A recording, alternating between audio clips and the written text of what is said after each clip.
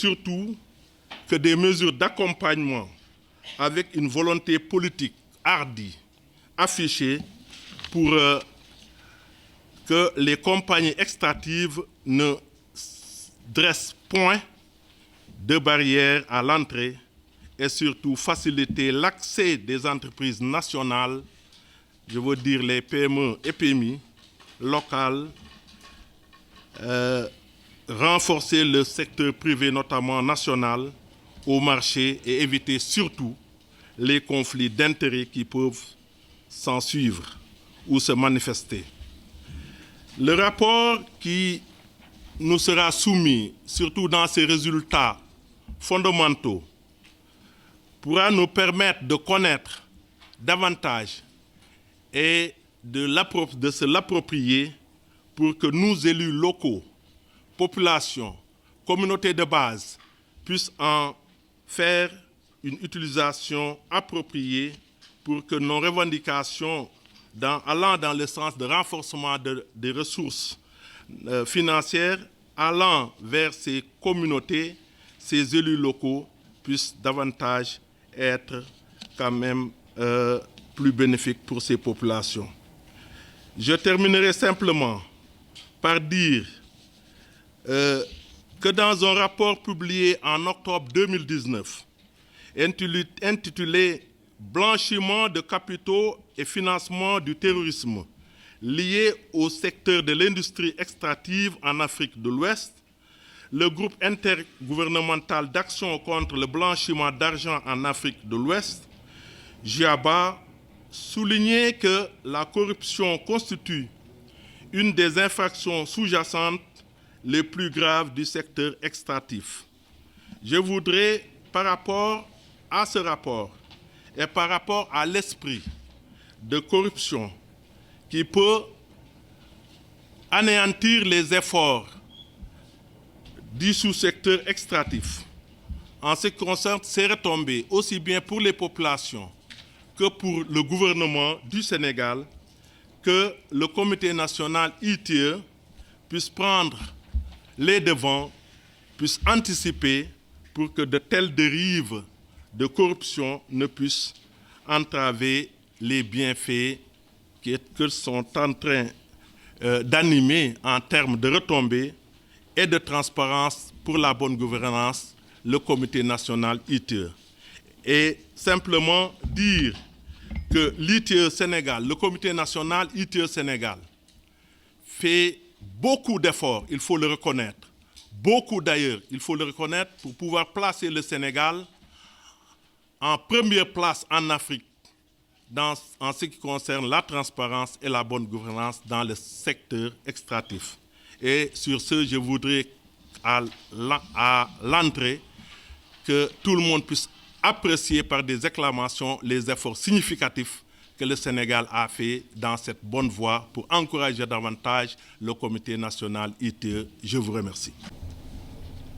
Il me revient encore une fois de plus, au nom de mes collègues de la société civile, de vous souhaiter la bienvenue à Thiès, première région minière du Sénégal, en termes de contribution, mais aussi en termes d'implantation. Mais aussi remercier le comité national ITIE pour le choix qui a été fait sur la région de Thiès pour cette deuxième étape de la semaine de l'ITIE. L'atelier qui nous réunit ce matin se tient dans un contexte particulier. Le premier contexte est un peu le changement de paradigme ou la mutation intervenue au niveau de la norme. De la norme 2016, nous sommes passés à la norme 2019 avec beaucoup d'innovations comme la divulgation de la propriété réelle ou des bénéficiaires effectifs, la prise en compte de la dimension genre, la prise en compte des questions environnementales. Mais aussi dans un contexte où le Sénégal a obtenu, comme l'a dit tout à l'heure monsieur le vice-président du conseil départemental et ancien membre du GMP représentant l'Assemblée nationale, M. Mamadou Faye Dialane, qui a, avec toute l'équipe, les membres du GMP ici présents, société civile, État, secteur privé, ont pu travailler en synergie pour que le Sénégal puisse obtenir ces résultats, ou ce statut même, de premier pays africain à avoir accompli des progrès dans la norme ITIE 2016, et le 4e au niveau mondial.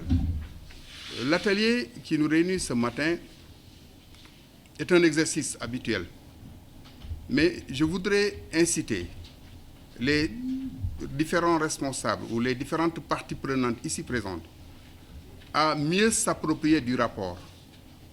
La Constitution, en son article 25, a conféré l'appartenance des ressources au peuple sénégalais. Et ce droit constitutionnel, pour pouvoir l'exercer, il faut d'abord avoir accès à l'information. Et le message clé du Comité national ITIE, c'est quoi? Avec la transparence, tout le monde y gagne. Et qu'on sait que la transparence fait partie des principes de bonne gouvernance. Mais la clé de voûte de la transparence, c'est l'accès à l'information.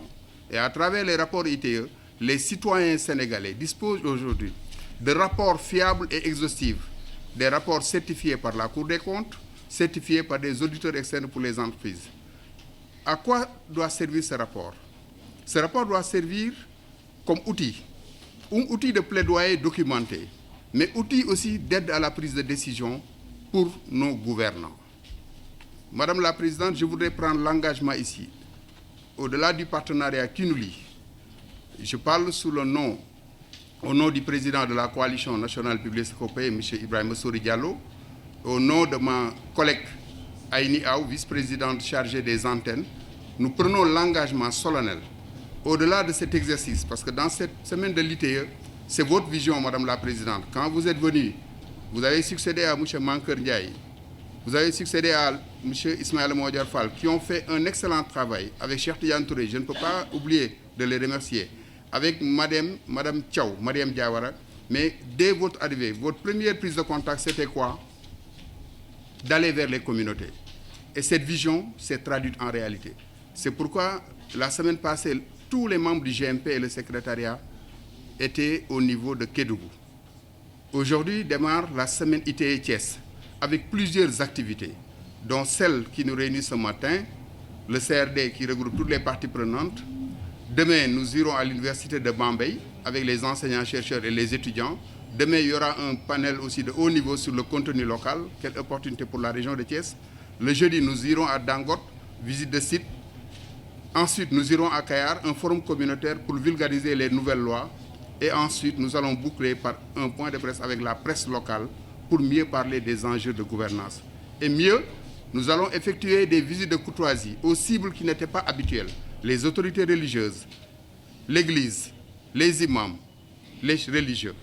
Tout cela pour diversifier nos cibles, mais pour que les Sénégalais, toutes couches confondues, aient un consensus, ne serait-ce qu'un consensus minimal pour la gouvernance de ces ressources minérales au Sénégal.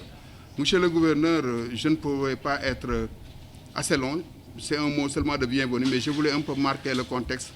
Comme je l'ai dit tantôt, nous prenons l'engagement, au-delà de ces activités classiques prévues dans cette semaine, durant le premier trimestre 2019, nous irons dans toutes les communautés. Nous avons l'appui de Oxfam dans ce sens. Nous avons prévu 6 forats communautaires pour mieux disséminer ces rapports ITIE, mais pour mieux disséminer tout ce qui est loi, tout ce qui est code, pour que les Sénégalais aient une compréhension commune ou une compréhension partagée de ces différentes ressources qui, bien exploitées, qui, bien gérées, qui, bien gouvernées, ne peuvent être que bénédictions, aussi bien pour l'ensemble du peuple sénégalais, génération actuelle et génération future. Je vous remercie, monsieur le gouverneur. On montre effectivement que Thiès est une région minière. Je taquinais tout à l'heure mon ami et frère, le coordonnateur, de publier ce que vous payez, et je lui disais maintenant ce nom n'est plus d'actualité. Je pense qu'il faudra chercher un autre nom. Parce que depuis presque 4 ans, 5 ans, les entreprises publient tout ce qu'ils paient. Et au-delà de cela même, d'autres informations sont disponibles dans le rapport, telles que le nombre d'emplois. Et je pense même l'aspect genre a été mis aussi dans le rapport. Et les différents paiements sociaux. Les différents paiements sociaux, c'est en termes d'RSE ce que les entreprises font. Même si la plupart de ces entreprises, n'est-ce pas, c'est le code minier de 2003 qui leur est appliqué, donc ce n'était pas une obligation pour eux, même si avec le nouveau code minier, ça a été changé. Mais malgré cela, les entreprises, on pourra le voir tout à l'heure sur la présentation, les entreprises continuent à faire des paiements sociaux volontaires, ce qui n'est pas une obligation pour ces entreprises.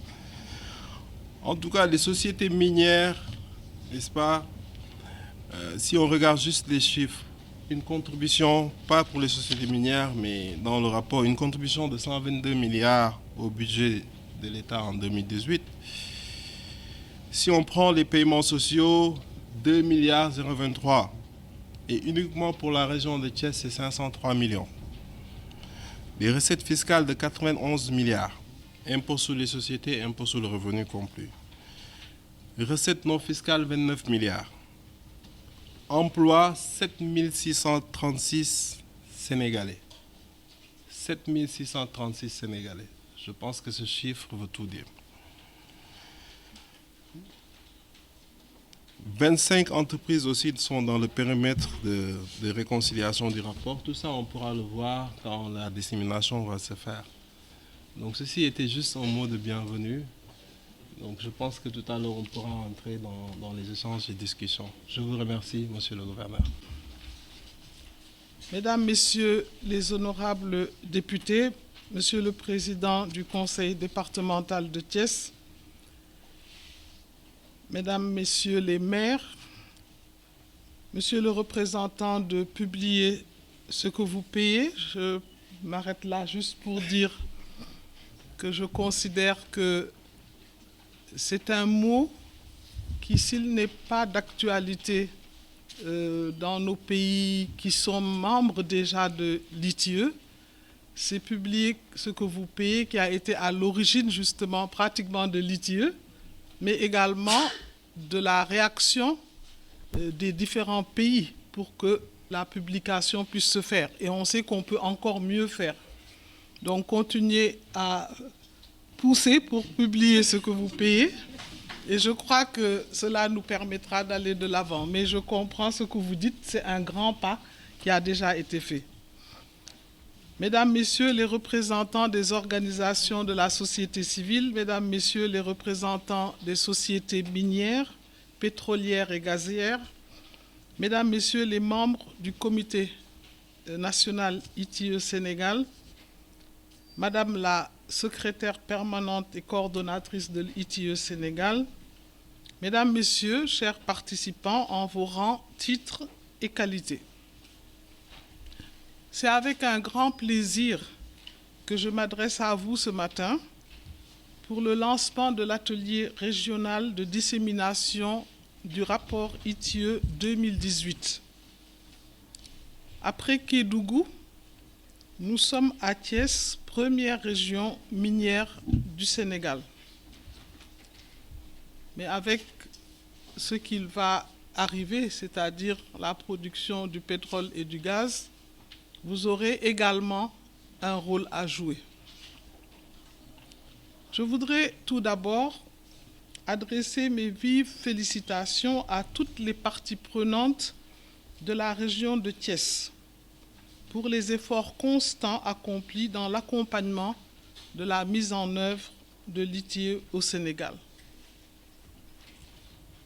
Monsieur le gouverneur, je sais que vous avez un calendrier extrêmement chargé et que vous avez aujourd'hui un hôte de marque dans votre région, mais cela n'a pas empêché de voir votre présence au niveau donc de cette importante rencontre qui est le CRD donc de Thiès. Je voudrais également me réjouir de la présence des membres, de nombreux membres du comité national et particulièrement ceux du groupe multipartite. Et je voudrais vous les présenter parce qu'ils ont fait pour la plupart le déplacement pour venir assister au CRD, apporter leur contribution et montrer qu'en réalité, c'est une grande famille que nous devons construire avec toutes les informations. Si nous divulguons tout, il y aura plus de transparence, il y aura plus de confiance. Donc je les remercie d'avoir fait ce déplacement-là. je voudrais les citer. Abdou Aziz Diop, du collège donc, de la société civile. Gadiaga Diop John, aussi de la même... et qui représente le SENPIX. Oumar Wan, collège de l'administration. Massen Gadiaga, collège de l'administration, qui est notre représentant des douanes, donc c'est important aussi pour nous. Mor Khouma, collège des ONG de la société civile. Boubacar Tamba,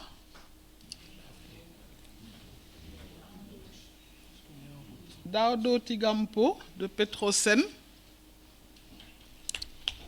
Eladj Ahmad Diallo, collège du secteur privé, là aussi merci d'être là. Madame, je garde peut-être Astoubaï qui était là mais qui a disparu. Ah bon. Madame Astoubaï bien cachée mais qu'on ne va pas oublier, du collège des entreprises.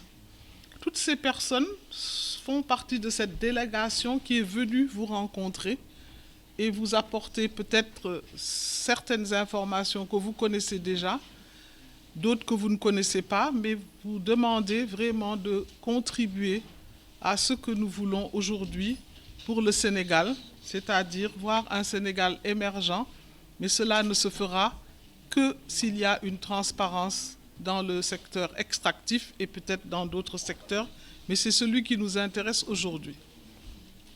Mesdames et messieurs, l'objectif de l'atelier de ce matin est de favoriser l'appropriation des informations contenues dans le rapport ITIE par toutes les parties prenantes, en vue de promouvoir un débat public informé, un débat public serein, car basé sur des faits.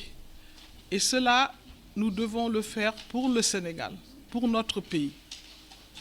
L'initiative pour la transparence dans les industries extractives, en tant que norme mondiale visant à promouvoir la transparence et la redevabilité dans la gestion des revenus issus de l'exploitation des ressources minières, pétrolières et gazières, fait un diagnostic indépendant de notre système de gouvernance afin de permettre ainsi son amélioration. Cela permettra également, cela a été dit tout à l'heure par monsieur le représentant du département de Thiès, cela permettra aussi de lutter contre la corruption, car la transparence est un outil de lutte contre la corruption. La publication du rapport ITIE couvrant l'année fiscale 2018 intervient dans un contexte post-validation et de modification de la norme ITIE internationale. Cela a déjà été dit par M. Aziz Diop notamment et par M. le représentant, donc vice-président du département de Thiès. Mais nous ne le rappellerons pas assez. Le Sénégal a été reconnu au mois de mai 2018 comme pays ayant accompli des progrès satisfaisants dans la mise en œuvre de la norme ITIE. Et cela a été dit, je le répète, c'est le 4e pays mondial à avoir eu cette note-là et le 1er pays en Afrique.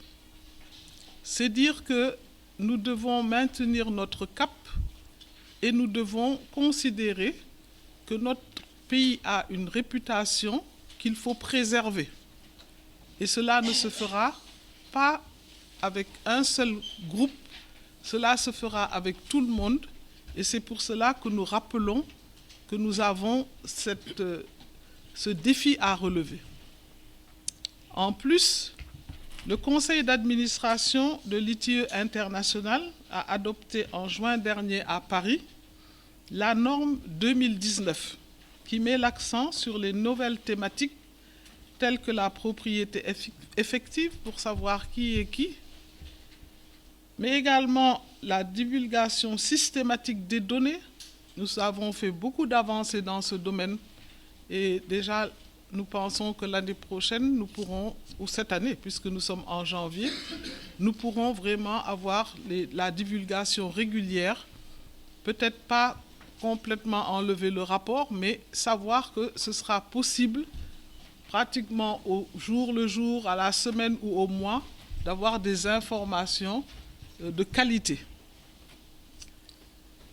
Mais également, cette grande réunion de Paris a inclus aussi les femmes dans les thématiques et l'impact environnemental. Ça ne faisait pas partie des éléments que nous avions pris en compte au départ, bien que dans le rapport 2018, il y ait déjà des avancées, mais il faut savoir que ça va être obligatoire. Donc tout ce qui est environnemental, ça deviendra une priorité.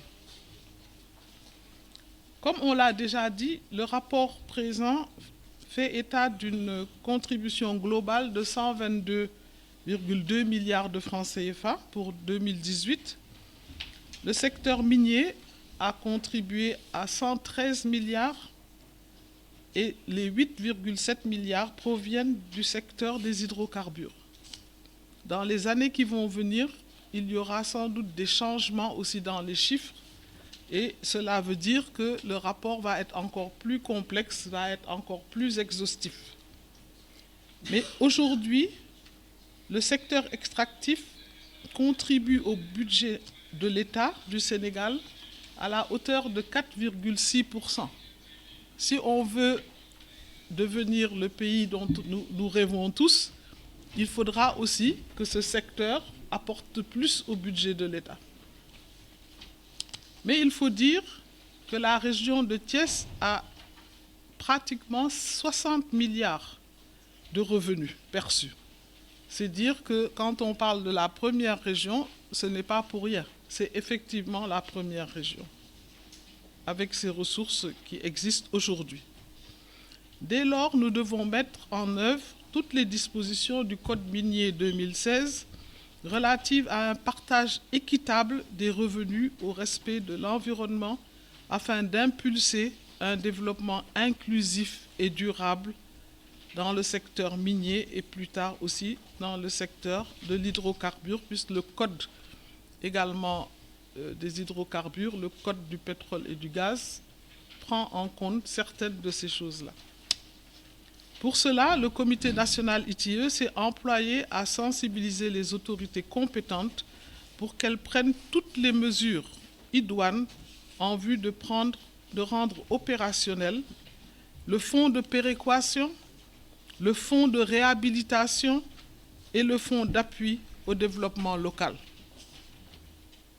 Mesdames et messieurs, il faut savoir que les pays qui sont dotés d'un secteur fort pétrolier, gazier et minier cherchent généralement à ce que les activités extractives profitent au pays et profitent aux communautés.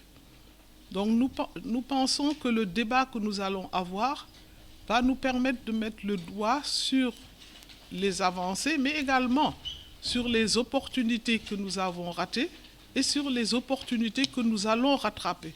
Parce que c'est ça qui nous permettra demain d'aller aussi de l'avant. Cette démarche est communément résumée dans le terme générique de contenu local et s'applique à des aspects comme l'emploi, la formation des travailleurs au niveau local, l'approvisionnement et les opportunités d'affaires pour les entreprises locales. Je voudrais juste là aussi rappeler que dans les pays où le secteur minier est relativement développé, les recettes fiscales au profit de l'État ne représentent que 17%. En même temps, plus de 60% des dépenses opérationnelles d'un projet minier type concernent l'achat d'intrants miniers, d'équipements, le paiement pour les services et les consommables, entre autres. Donc, il y a beaucoup de possibilités pour les communautés autour de ce secteur, de ces projets miniers. Et c'est pour cela que nous devons ensemble faire tout pour que le Code le code qui a été voté et qui permet d'aller de l'avant, mais également que nous ayons ce que nous appelons donc le contenu local qui soit une réalité. Et cela, nous le ferons, comme je l'ai dit, depuis le départ ensemble. J'invite les services compétents œuvrant pour le développement local à accompagner sous l'impulsion de Monsieur le gouverneur les élus locaux et les communautés afin de maximiser les retombées des exploitations dans cette région. Cela passera entre autres par l'identification des besoins des entreprises minières et pétrolières et l'accompagnement des PME-PMI ainsi que les GIE pour capter les opportunités. Le rapport, vous le verrez, a fait des recommandations pour tous les secteurs, mais particulièrement pour le secteur gouvernemental avec les différents ministères qui ont tous reçu une feuille de route et qui sont prêts à l'exécuter. C'est-à-dire qu'aujourd'hui, il y aura des réformes supplémentaires qui seront faites pour pouvoir tenir compte de ces recommandations. Je ne saurais terminer sans féliciter les services décentralisés des ministères impliqués et je leur demanderai notamment dans les débats de vraiment apporter leur contribution vu la connaissance que ces services ont du terrain et de l'expérience accumulée. Et je parlerai bien sûr des ministères impliqués comme l'économie et les finances, le ministère en charge des mines, le ministère du pétrole et des énergies, celui de l'environnement, mais également toutes les entreprises extractives et la société civile, car nous pensons que c'est ensemble, avec une relation tripartite, que nous pourrons vraiment atteindre les objectifs et mettre en œuvre les recommandations. J'encourage toutes les parties prenantes à poursuivre ces efforts importants pour promouvoir la transparence dans l'industrie extractive. Permettez-moi aussi de remercier les membres du secrétariat qui, sur le terrain depuis maintenant quelques semaines, et qui vont continuer ce travail avec l'appui du groupe multipartite. Je sais que c'est beaucoup de travail, c'est beaucoup d'engagement, mais je suis fier, Monsieur le gouverneur, d'être à la tête de ce comité national qui regorge de potentialités, qui a des personnes de compétences, de fortes compétences, mais également un secrétariat assidu, un secrétariat engagé. Et c'est cela qui nous permet vraiment de bouger et d'être optimiste par rapport à ce que le Sénégal fera demain. Je vous souhaite un bon atelier et que les conclusions puissent servir de levier de réforme visant à renforcer le dispositif actuel de gestion des ressources extractives. Monsieur le gouverneur, mesdames et messieurs, je vous remercie de votre aimable attention. Mesdames, Messieurs les élus,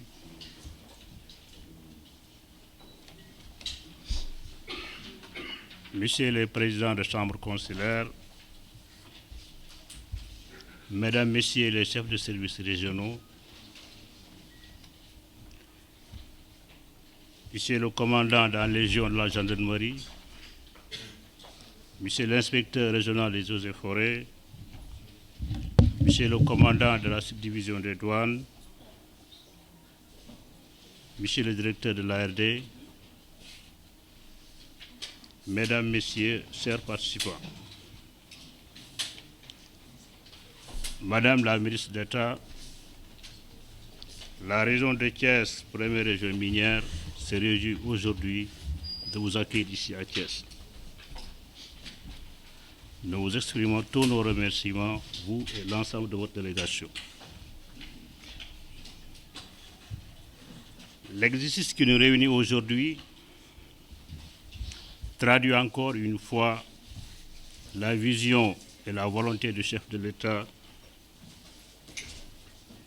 marquée par la bonne gouvernance des ressources tirées de notre sous-sol. l'accès à une bonne information et à temps participe au principe de la transparence. Une bonne gouvernance suppose donc la publication régulière des informations fiables et surtout son accessibilité. Tout cela milite maintenant à éclairer le débat public local. Le débat public local autour de ces industries extractives tirées des sous-sols des terroirs. Madame la ministre d'État, l'atelier d'aujourd'hui permettra aux différents participants, je dis surtout les maires où sont localisées ces industries extractives, cet atelier permettra aussi d'informer les maires sur la traçabilité des redevances versées par les sociétés minières, mais surtout mesurer l'impact socio-économique au niveau local. C'est pour cela que nous accordons une importance capitale aux résultats tirés de cet atelier. Madame Bissier, je crois qu'au cours des discussions, au cours des présentations, des gens fructueux sortiront et des conclusions nous permettront ici, j'en suis sûr, de pouvoir poser demain un acte fort en direction de ces collectivités territoriales. Sur ce, je déclare au nom du gouverneur empêché l'ouverture de l'atelier régional de dissémination des résultats du rapport d'atelier 2018. Je vous remercie.